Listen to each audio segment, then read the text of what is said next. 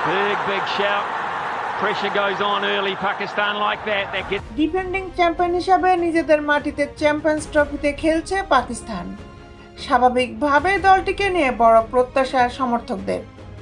তবে সেই প্রত্যাশা পূরণে মাঠে নেমে শুরুতে হোঁচট খেয়েছে মোহাম্মদ রিজওয়ানের দল। বিস্তারিত নিয়ে আপনাদের সাথে আছি আমি শামিমা সুলতানা। নিউজিল্যান্ডের বিপক্ষে বড় ব্যবধানে হেরে সেমিফাইনালের রাস্তাটা কঠিন করে ফেলেছে দলটি। তবে এখনও 2 ম্যাচ হাতে আছে পাকিস্তানের, যা নিয়ে আশায় বুক বাঁধছেন দেশটির সাবেক 2 ক্রিকেটার শোয়েব আখতার ও শোয়েব মালিক। গ্রুপ পর্বে নিজেদের প্রথম ম্যাচে বাংলাদেশকে হারিয়েছে ভারত। অন্যদিকে একই গ্রুপে প্রথম ম্যাচে জয় পেয়ে এগিয়ে রয়েছে নিউজিল্যান্ড।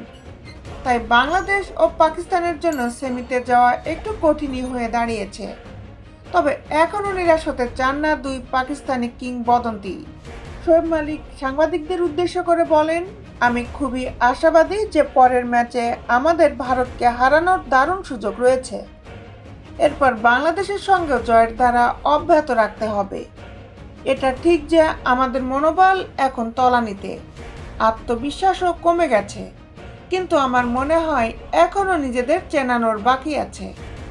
মালিক আরও বলেন, ভারতকে বিপক্ষে জেতার সামর্থ্য আমাদের দলের আছে, কিন্তু এখন দায়িত্বটা খেলোয়াড়দের, সিনিয়রদের বাড়তি দায়িত্ব নিতে হবে। অন্যদিকে শোয়েব আখতার এই অবস্থা থেকে ঘুরে দাঁড়াতে আক্রমণাত্মক ক্রিকেট খেলার পরামর্শ দিয়েছেন বাবরদের। তিনি বলেন, রক্ষণাত্মক না হয়ে তোমরা আক্রমণাত্মক ক্রিকেট খেলো। ভারতের বিপক্ষে তোমাদের শুভকামনা রইল। আশা করি নিউজিল্যান্ডের বিপক্ষে যে ভুল করেছ সেগুলো পুনরাবৃত্তি করবে না এবং এত কম স্ট্রাইক রেটে ব্যাটিং করবে না। শোয়েব আখতার দিক নির্দেশনা দিয়ে বলেন, একাদশে অন্তত 5-6 জন বোলার রাখা উচিত ছিল। ভারত সাধারণত 5-6 জন বোলার দিয়ে একাদশ সাজায়, কখনো কখনো 7 জন বোলার নিয়েও খেলে। আবারও বলছি, আমাদের পরিকল্পনা প্রক্রিয়ায় কিছুটা ঘাটতি আছে। তোমরা নিজেদের কঠিন পরিস্থিতিতে ফেলেছ।